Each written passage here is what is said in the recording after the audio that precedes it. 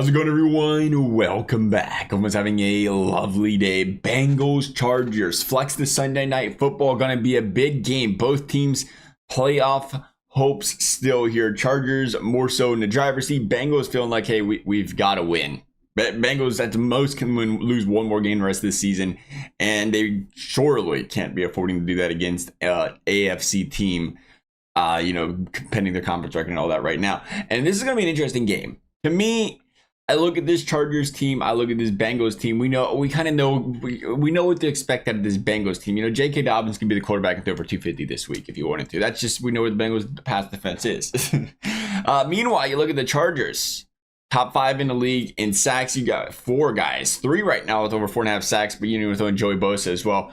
Missed a few games. 4 guys that can really get to the pass quarterback and cause problems. And that's going to be a mismatch problem. That's going to be a big confusion thing, I can only imagine, for this Bengals offensive line to try and figure out. A Bengals offensive line that let Joe Burrow just get pressured 40 times last week. And now, albeit it was against the Baltimore Ravens defense, we had to remember kind of crazy numbers, but we had to remember this Baltimore Ravens defense. It just broke the record last season via Pro Football Focus, or was it tied, broke the record for most pressures on a quarterback in a single season. That is what they specialize in.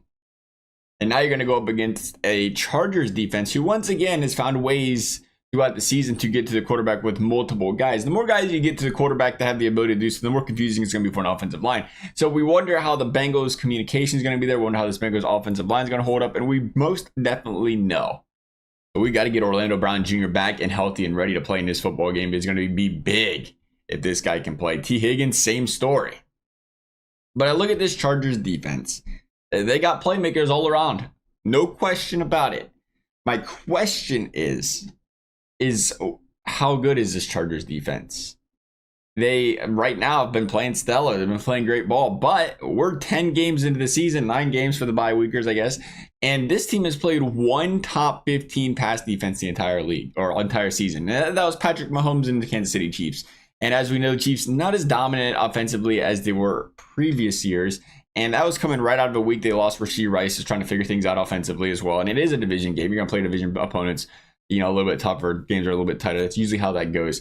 So I look at that and say, I wonder, now you're going to go up against Joe Burrow and company, who Joe Burrow, by the way, is the statistically best quarterback in the league these past 3 seasons in the months of November and December. You're going to go up against a Bengals offense that is coming out of 264 receiving yards from their number one man. Their number one man, who, again, he leads the league in receiving yards. The one thing we have to be mindful of is nearly half his receiving yards have come against the worst secondary in the league. We'll see what happens. Again, so many question marks to me, because when you dig deeper beneath the surface and look into things, you can't look at just the numbers. You look at just the numbers and say Jamar Chase, number one receiver in the league. If he didn't play Baltimore twice this season, he's down in the pack a little bit. LA right now, you look at how good they've been defensively. Again, are they further down in the pack if they play what we're going to see in Cincinnati, Baltimore, Tampa, Atlanta, Kansas City again? You really figure out what you're made of. This could be a team that ends up lethal, ends up dominant. This is the Harbaugh way, is ground and pound and shut you down defensively. So there's no reason to believe that this team isn't legitimate in those areas right now. They're running the football 52% of the time. J.K. Dobbins dang near averaging 5 yards per carry, having an excellent season. And we all thought he was capable of doing this if he could just stay healthy. Right now, he's doing that, seeing the guy play well. Ladd McConkey, oh goodness. This is a guy who came into the season, you wonder, all right, are we going to get another Quentin Johnson? We're going to get a guy that's going to be a stud, kind of works his way into the lineup. It just feels like week after week, he's getting better and better. It just feels like he's working his way to be that legitimate number one. And he's going to be a threat, and he's going to be a problem moving forwards for this Los Angeles Chargers team. I think the one thing I look at that really glares out to me here from a matchup standpoint, there's 2 things. Well, there's 2 things really. You're looking at the red zone numbers. Bengals currently converting 72% of their red zone appearances into touchdowns. Chargers currently converting 54%. A lot of field goals. Meanwhile, the Bengals defense is currently the 2nd worst in the league as far as red zone efficiency is concerned, allowing 71% of opposing teams' appearances to turn into touchdowns. Meanwhile, the Chargers allowing 38%, a league 2nd highest in the league number. They've been impressive. Something's got to give. Are the Chargers going to stall out in the red zone? Are the Bengals going to stall in the red zone? The Bengals going to keep converting as well as they've been doing, because this is one of those games you look at and say, you kick a couple field goals, you're probably going to lose.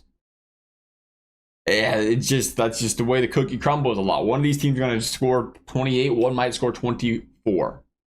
And those 2 field goals may well cost them. I do think we get some good scoring out of this football game. I just think, again, I know the Chargers have been playing good ball, but I know that the Bengals defense is capable of giving up points. And I know when the Bengals have to win it, when Joe Burrow has to have it, he has it.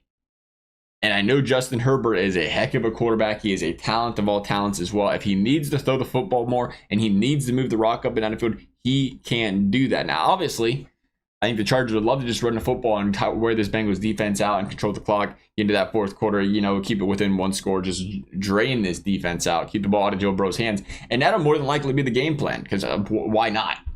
If you can do that and you can do it effectively, and if you keep your defense, keep them pass rushers from getting worn down, oh yeah, absolutely.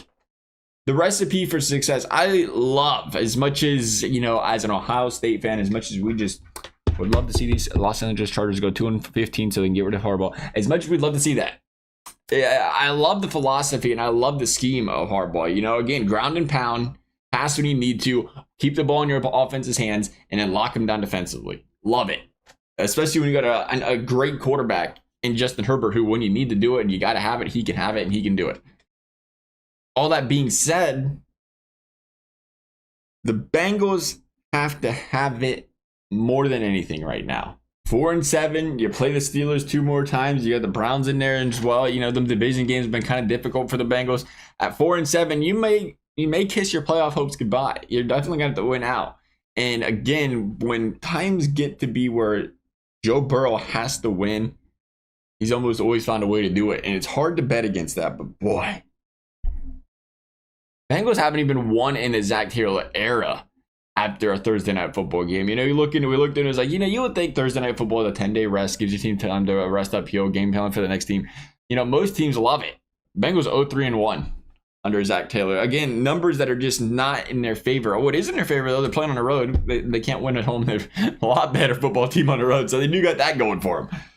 But jeez. Hey, we're 8-2 this season on predicting the winners and losers of the Bengals football games. And this, without question, is the toughest of toughest matchups for me. Because I look at, again, the way the Chargers run a football, I think the Bengals defense has improved drastically at stopping the run. And if you can force early a couple 3-and-outs out of the Chargers, and if you can move the football up and down the field and gain a little bit of a lead, gain a little bit of cushion, get them out of their rhythm, and see if you can run with that. It was something they did not do last week, is run with that, get the opposing team's, fan base, get them out of the game. And then run. Not that you don't fumble the football, but run. It was a mistake. We got to remember they just played the best offense in the league, or arguably right now, really, the best football team in the league, and the Ravens. The pass defense probably makes that a question, but the way they stopped the run, the way they moved that football up and down the field on offense, up for debate. And they just played them to the wire again, lost the 2-point conversion. That was it. And now you go up against a Chargers team where you feel like you have to win. My gut wants to say the Bengals find a way to win this football game, and I want to say they win 28-24. Love the y'all's thoughts. Thanks for watching. We'll see you next time.